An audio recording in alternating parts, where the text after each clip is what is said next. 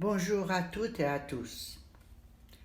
Dans cette nouvelle série de vidéos que je prépare, je voudrais vous guider dans l'univers merveilleux de la littérature française vers un domaine prodigieux où la majorité des jeunes et la plupart des moins jeunes n'osent pas facilement approcher. Ce domaine extraordinaire est celui de Marcel Proust, écrivain français le plus apprécié des Européens, selon le sondage de la revue Lire, est le romancier aimé et estimé de l'élite orientale, comme je l'ai montré dans un article intitulé « La réception de Proust en Iran ». À ces vidéos, j'ai donné le titre de « Comment lire Marcel Proust ». Mais avant de répondre à cette question, il faudrait en poser deux autres et y répondre. Pourquoi lire Marcel Proust et que lire de cet écrivain? La réponse à la première question, je l'ai depuis longtemps à l'esprit. L'œuvre proustienne nous aide à avoir une meilleure intelligence de notre corps et de notre pensée, de nos sensations et de nos sentiments. Elle nous encourage à observer minutieusement ce que nous vivons et ce que nous éprouvons à chaque moment. Pour ne donner qu'un exemple, le court instant entre le temps où nous nous réveillons et celui où nous réalisons l'heure, le jour et le lieu où nous sommes, cet instant que nous avons tous expérimenté, surtout après un voyage ou lorsque nous nous trouvons dans un lieu inhabituel, un hôtel, la maison d'un ami, etc. Cet instant qui ne dure pas plus qu'une ou 12 secondes, Proust le décrit, l'explique et l'analyse de telle façon qu'après la lecture des pages qu'il y consacre, nous comprenons mieux les étapes que nous traversons avant de prendre entièrement conscience de ce qui nous entoure et de ce que nous allons faire. Non seulement cette prise de conscience est essentielle à notre connaissance de nous-mêmes, nous aide à mieux commencer notre journée, à réaliser pourquoi nous sommes de bonne ou de mauvaise humeur, mais de plus, les réflexions de Proust concernant ce bref laps de temps nous encouragent à nous pencher sur les différents instants de notre vie et à mieux saisir notre moi profond, ses désirs et ses hantises. Par ailleurs, la lecture de l'œuvre proustienne nous apprend à regarder plus attentivement le monde qui nous entoure, à en voir les beautés, celle d'une fleur, celle d'un bâtiment, et à tenter de déchiffrer le sens caché des choses. Elle nous incite également à observer les personnes que nous fréquentons ou simplement coudoyons, à deviner leur caractère, leurs qualités et défauts à travers leurs gestes, paroles, ton, débit, et même à travers leurs lapsus ou leurs actes manqués.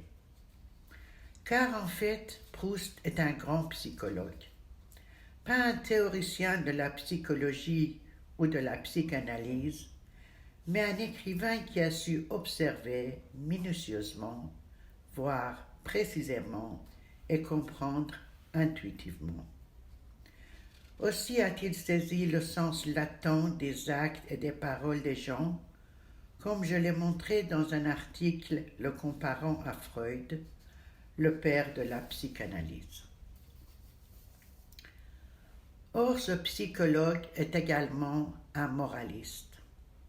Pas celui qui nous donne directement des leçons de conduite, mais celui qui nous fait voir les diverses faces d'un individu et nous apprend à ne pas juger hâtivement les autres et surtout à ne pas les condamner rapidement.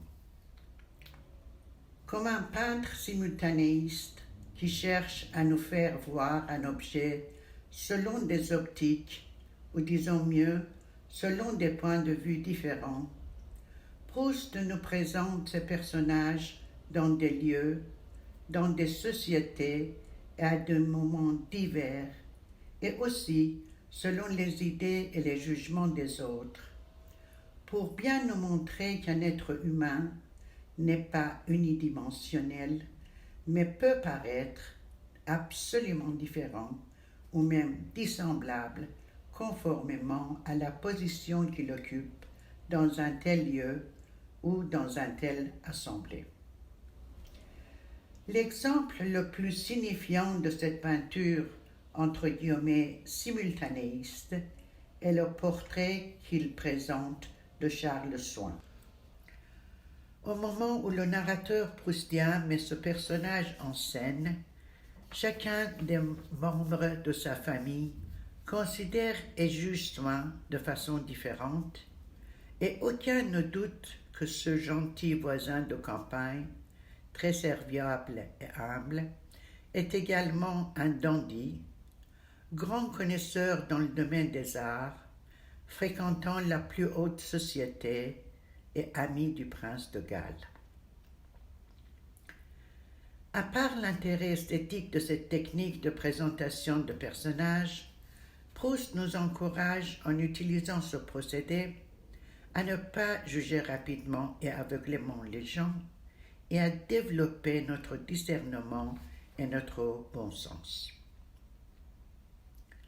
De même, en ce qui concerne les incidents ou les événements, Proust les signale surtout selon le point de vue des différents personnages de son œuvre et des impacts qu'ils peuvent avoir sur eux. Ainsi nous démontre-t-il qu'il n'y a pas une réalité unique, mais des réalités selon la sensibilité et le caractère des témoins qui assistent à l'événement.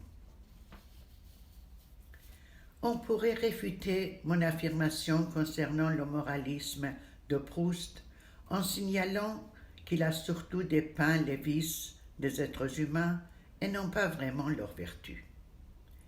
Mais s'il l'a fait, c'est en attribuant ces travers ou perversions à tous ces personnages, exception faite de quelques-uns, pour souligner justement que nul homme n'en est exempt, que chacun de nous a ses anomalies, défauts ou vices, manifestes ou imperceptibles, quoi qu'on dise.